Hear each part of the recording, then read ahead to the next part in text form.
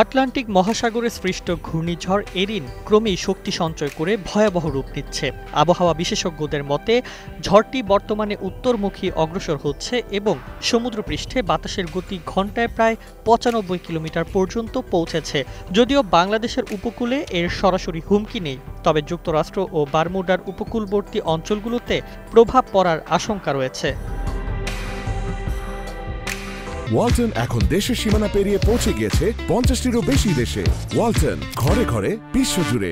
জাতীয় ঘূর্ণিঝড় কেন্দ্র জানায় এরিন এখন পোস্ট ট্রপিক্যাল অবস্থায় রয়েছে, তবে উত্তাল সমুদ্র প্রচণ্ড জলোচ্ছ্বাস এবং রিপ কারেন্টের সৃষ্টি করছে, যা সমুদ্রগামী জাহাজ ও উপকূলীয় এলাকাগুলোর জন্য উদ্বেগজনক। বিশেষজ্ঞরা বলছেন এই ধরনের ঝড় সাময়িকভাবে দুর্বল হলেও হঠাৎ করে গতিপথ পরিবর্তন ও শক্তি বৃদ্ধির আশঙ্কা থেকেই যায়। সেক্ষেত্রে ব্যাপক ক্ষয়ক্ষতি ঘটতে পারে জনবসতিপূর্ণ উপকূলীয় এলাকায়। আন্তর্জাতিক পর্যবেক্ষণ কেন্দ্রগুলো সার্বক্ষণিক নজরদারি চালিয়ে যাচ্ছে, আর স্থানীয় প্রশাসনকে প্রস্তুত থাকতে বলা হয়েছে। বিশেষ করে মৎস্যজীবী ও পর্যটকদের জন্য ইতোমধ্যেই সতর্কবার্তা জারি করা হয়েছে।